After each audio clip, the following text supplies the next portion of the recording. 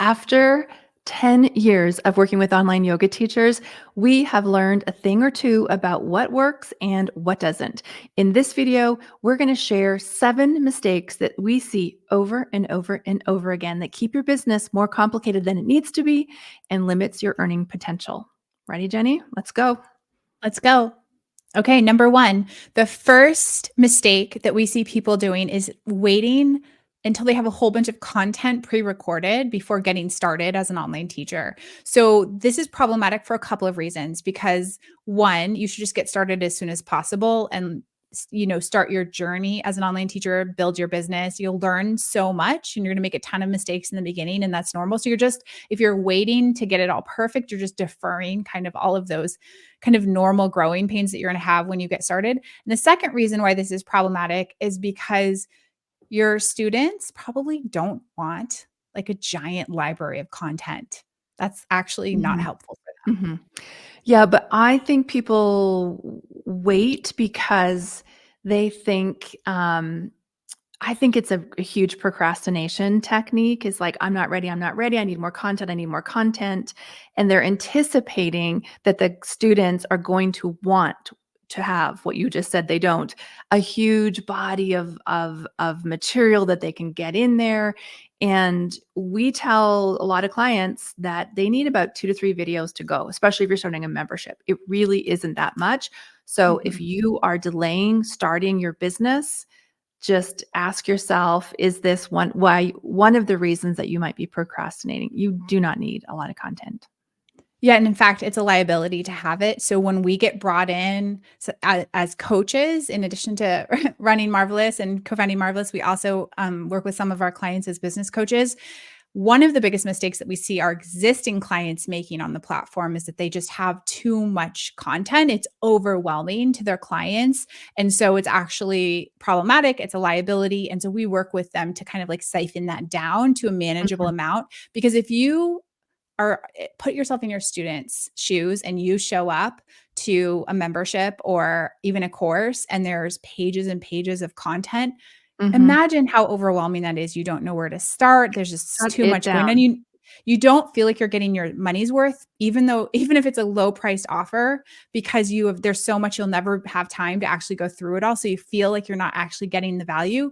Versus if you start with just a few pieces of content, you're curating what's important to those students. And so you're saying, right now, these are the 3 things that I recommend you go do this week. That is such a gift to give to those people. So we just want you to think like reverse about having a bunch of content.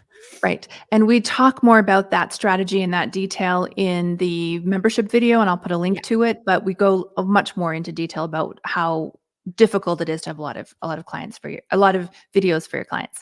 Okay, Yep. second point, Jenny, is we see too many teachers undercharging.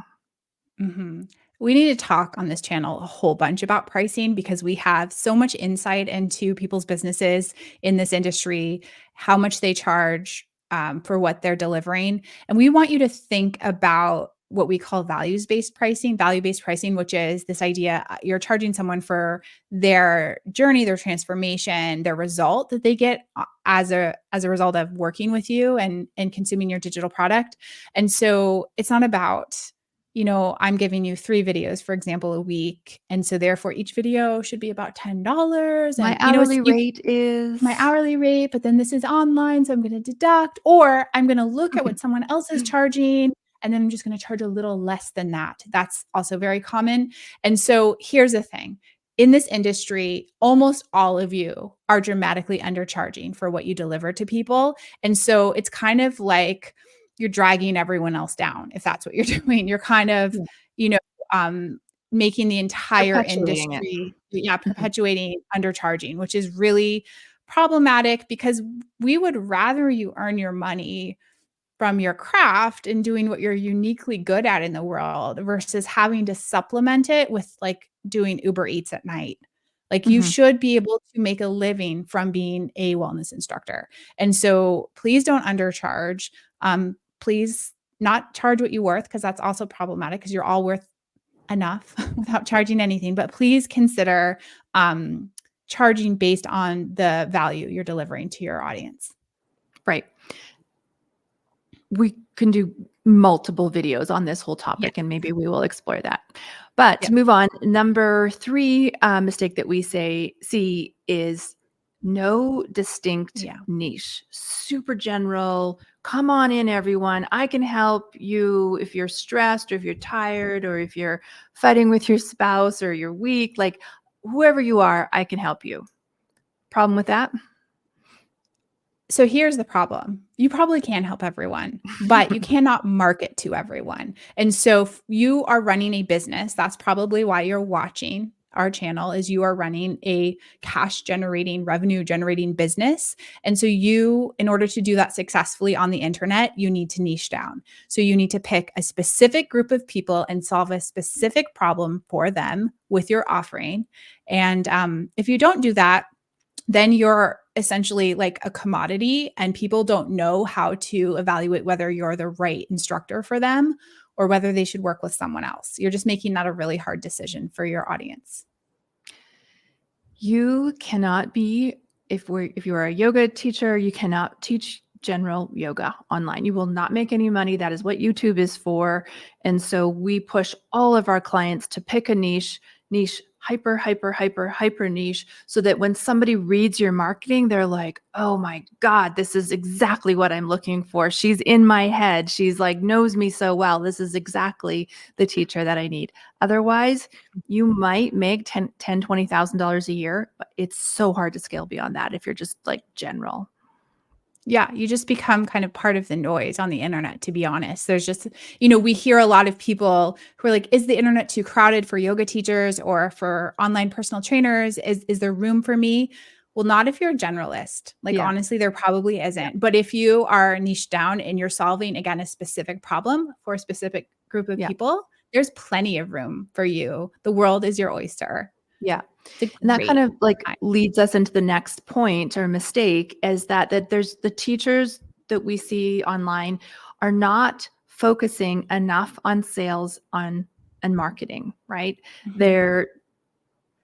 They're just not knowing or understanding how the internet works. They're not doing a good enough job on marketing. They're just not bringing new people and new clients into their business.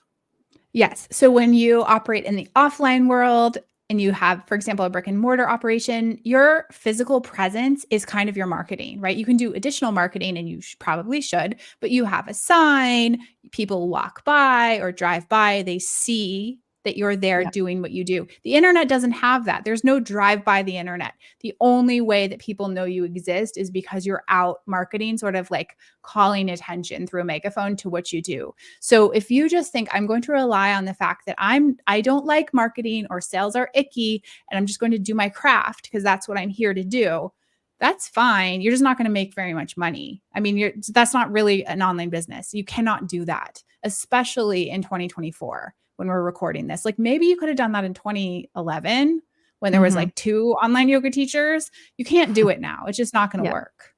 Yeah. That's right. You have to, I don't care who you are, you have to fall in love with marketing your own business. You've got to learn copywriting. You've got to learn some sales funnels. You've got to use social media, or have another plan on how to get the word out that you have this incredible offer online, right? And I Yep. think there's too many teachers who are just pretending it is 2002 or 5 or 10, and that they just like, I'll just wait for Google to send people for me, or to me. Like, and it just Yes. doesn't work time and time again. You can wait, and you can wait years, and your business is not going to grow. You've got to fall in love with marketing. You've got to figure out a way, whether that's, tactics or mindset or whatever, but you have to tell people what you are doing. They're not going to just find you. Yeah, here's the only way Google is going to send you anyone. One is if you're here on YouTube making videos, because then that's marketing and Google might send you some people. And number 2 is if you're blogging and then you're marketing and Google might send you some people, right? Like, you have to engage in marketing. Otherwise, yeah, it's basically if you just put content up and wait for people to come, it is going to be crickets. You might get your cousin, you might get your mom's best friend's daughter, you might get somebody like that, but you are not, or your existing clients, right? But that you're not Mhm. going to grow. So the reason your existing clients and students know about you is because you're putting yourself out there. You're walking around in a real town or real city. People are asking you, do you teach online? Because I loved your in-person class. That's kind of marketing. Like your in-person Mhm. Right. classes are also a form of marketing, but you're just going to be very limited in your growth because you can only work with people in person so much, right? There's only Mhm. that's a growth channel that's pretty limited based on your hours. Yeah. And again, that leads us to the next one. And the last one is like people too often, teachers too often, um, lean on the fact that they're a really good teacher and their stuff is really, really good. And they believe that that is going to equal a good business, right? Like, and Yeah. our coaching clients tell us like, and I've done it this and I've done that. And here's the results people get. And it's like, that's fantastic. But nobody knows. Nobody And knows I how good trained you this are. person and this person and this person. That's the other thing people like to say. And I did this training for 2 years Right. in this Right. very Totally. remote Yeah. place in the world with this teacher. Don't Okay. care.